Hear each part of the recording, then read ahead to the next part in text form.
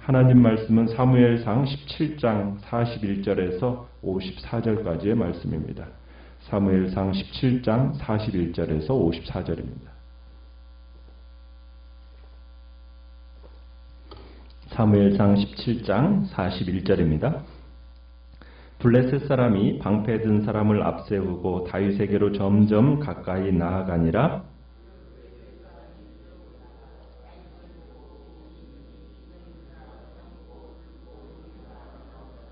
블레셋 사람이 다윗에게 이르되 내가 나를 개로 여기고 막대기를 가지고 내게 나아왔느냐 하고 그의 신들의 이름으로 다윗을 저주하고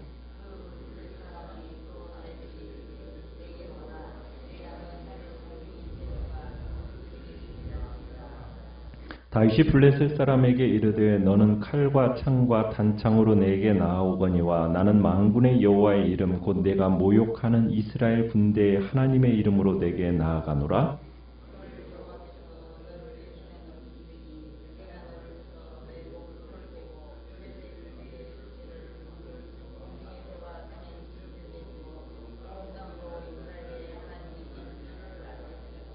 또 여호와의 구원하심이 칼과 창에 있지 아니함을 이 무리에게 알게 하리라. 전쟁은 여호와께 속한 것인즉 그가 너희를 우리 손에 넘기시리라.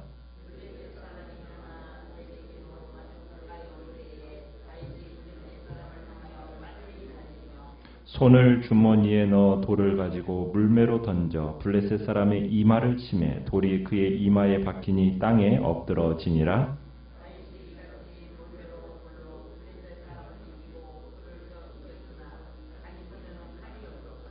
다윗이 달려가서 블레셋 사람을 밟고 그의 칼을 그 칼집에서 빼내어 그 칼로 그를 죽이고 그의 머리를 베니 블레셋 사람들이 자기 용사의 죽음을 보고 도망하는지라.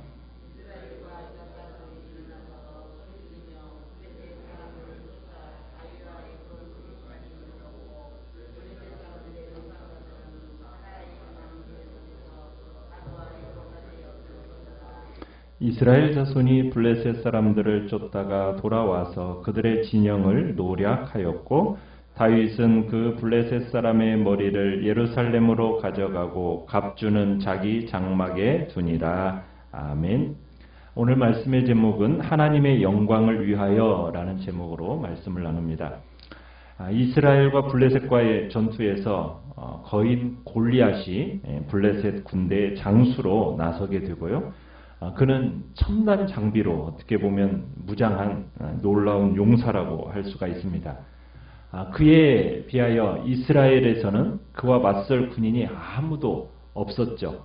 그만큼 주눅들었고 어찌할 바를 모르고 벌벌 떨고 있을 그때 하나님의 사람 다윗이 나서게 됩니다. 41절에 보면 이제 블레셋 사람 골리앗이 방패를 든 사람을 앞세우면서 이제 다윗에게로 점점 가까이 육박해 오고 있습니다. 골리앗이 이제 다윗을 이렇게 둘러보니까 그를 보고서는 이제 어린 소년 다윗을 업신여깁니다. 골리앗의 눈에 비친 이 다윗의 모습은 용사의 모습이 아니었거든요. 용사이기에는 너무 붉고 용모가 아름다운 소년이었습니다.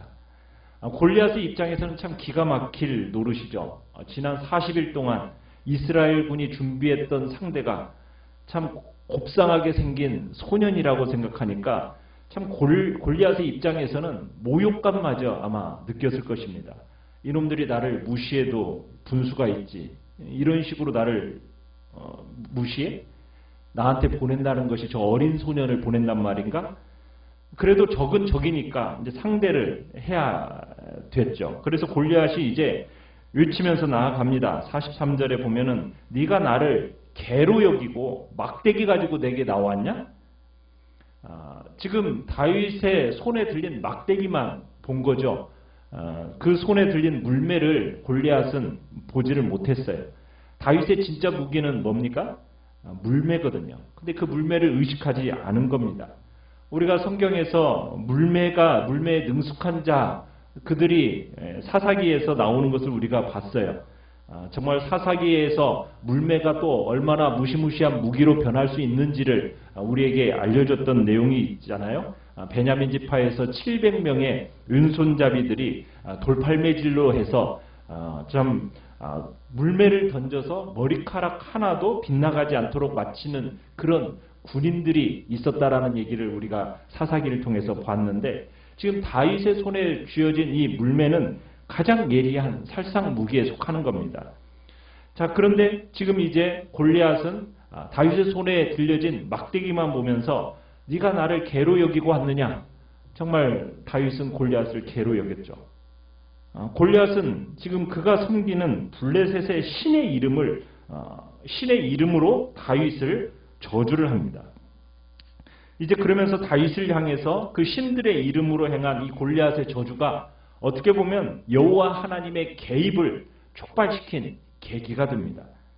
이제 이 골리앗이 한 걸음 더 나와서 가까울수록 이제 다윗을 향해서 신랄한 저주를 퍼부어대죠. 44절에서는 내게로 오라. 내가 네 살을 공중의 새들과 들짐승들에게 주겠다.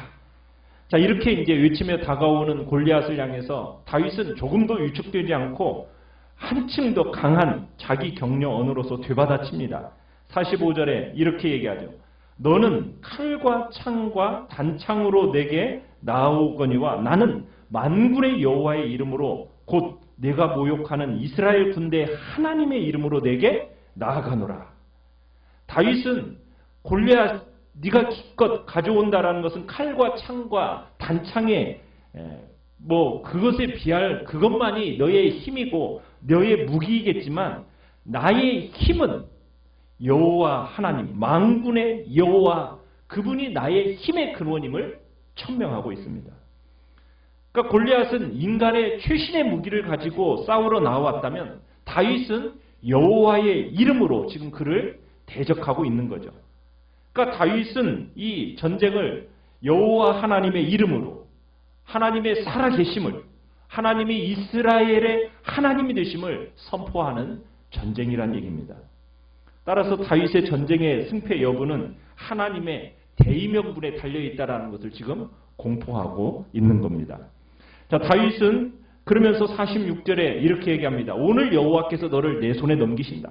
내가 너를 쳐서 내 목을 베고 블레셋 군대의 시체를 오늘 공중의 새와 땅의 들짐승에게 주어서 온 땅으로 이스라엘의 하나님이 계신 줄 알게 하겠다. 이렇게 의지를 천명합니다. 하나님의 이름을 모욕하는 자, 그가 이방인이건 이스라엘이건 간에 하나님이 다스리는 그 우주 안에서는 존립할 수 없는 존재라는 것을 얘기하는 거죠. 온 세상으로 하여금 이스라엘 한가운데 하나님이 계심을 알게 하겠다. 이게 다윗의 영적인 패기가 보여지죠. 더 나아가서 다윗은 47절에 이렇게 얘기합니다. 여호와의 구원하심은 칼과 창에 있지 않다. 그것을 이 무리로 알게 하겠다. 전쟁은 여호와께 속한 것인지 그가 너희를 우리 손에 넘기시리라. 그러니까 다윗이 전쟁의 승패라는 것은 군사력에 달려있지 않다라는 것, 오직 여호와 하나님의 대의명분에 달려있다라는 것을 분명히 합니다.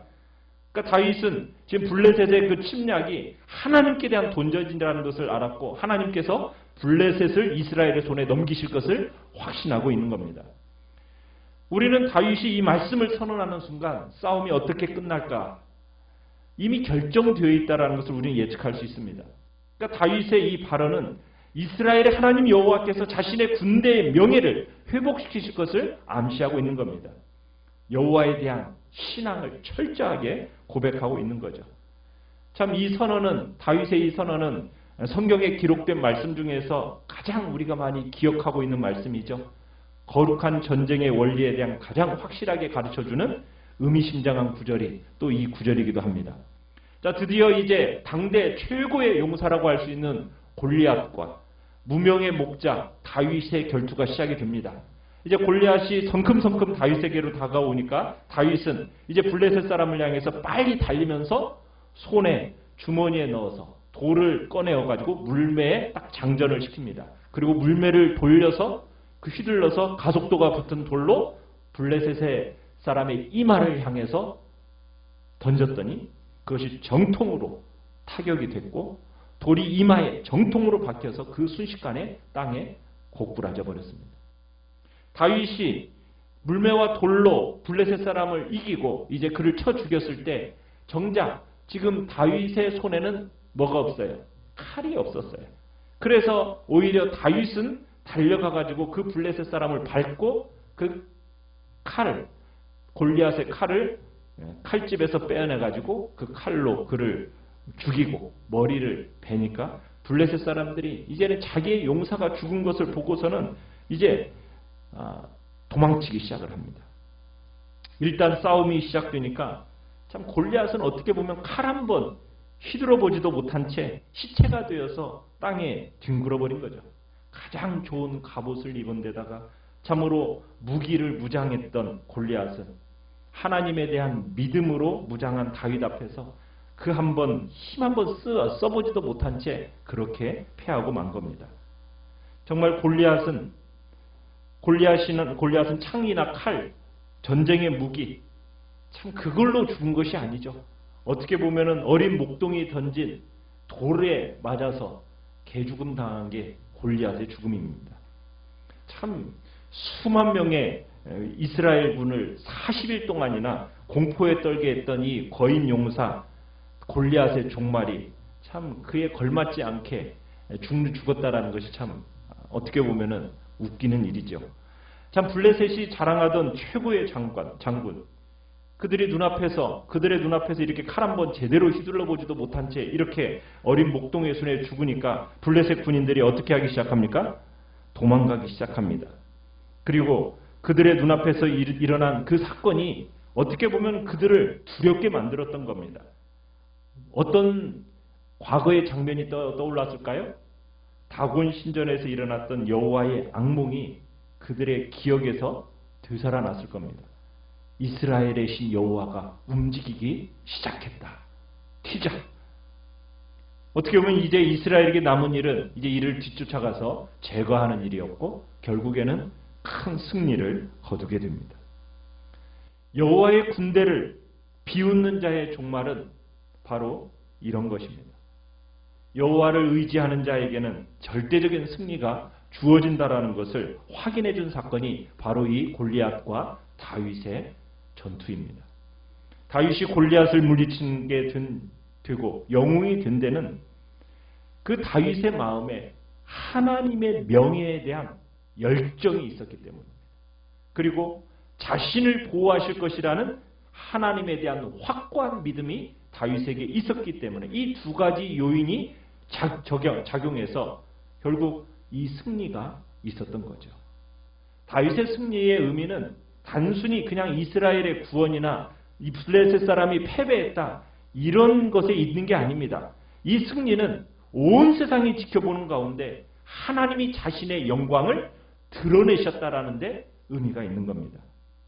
어린 다윗이 하나님만을 의지하고 거인 골리앗을 이긴 일은 결국 여호와께서 이스라엘과 맺으신 그 언약의 하나님으로서 이스라엘을 구원하신 분이다. 이것을 온 세상에 알린 사건이라고 할 수가 있는 겁니다. 또한 상징적인 의미가 있습니다. 다윗과 이 골리앗의 싸움은 어떻게 보면 신들의 싸움입니다. 여호와와 다곤과의 싸움이었어요. 결과는 옛적에 하나님의 법궤가 다곤 신전에 들어갔을 때 어떤 일이 벌어졌죠? 다곤 신의 목이 부러졌었어요. 그죠?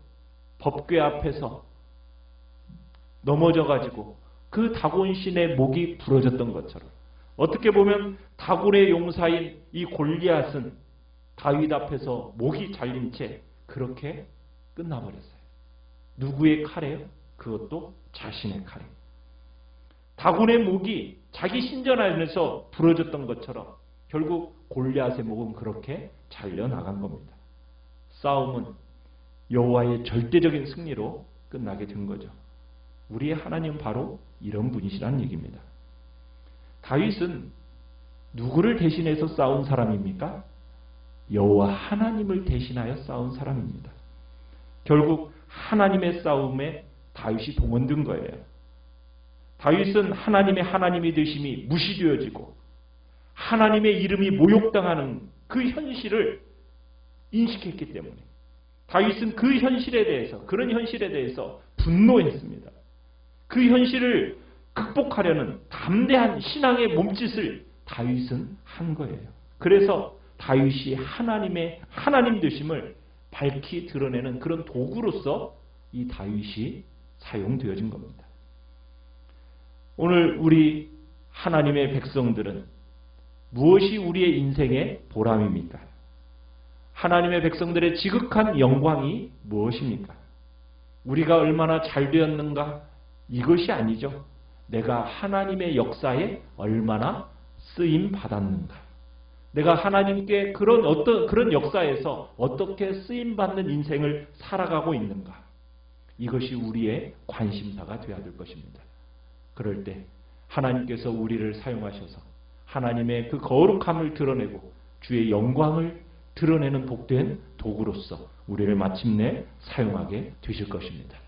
오늘 우리는 어떤 경우에 있든지 우리 스스로를 의지하지 않게 하시고 오직 만군의 여호와 하나님만을 의지함으로 말미암아 능력의 하나님을 경험하는 하루가 되게 해달라고 또 주님 앞에 기도하며 나가시길 바랍니다.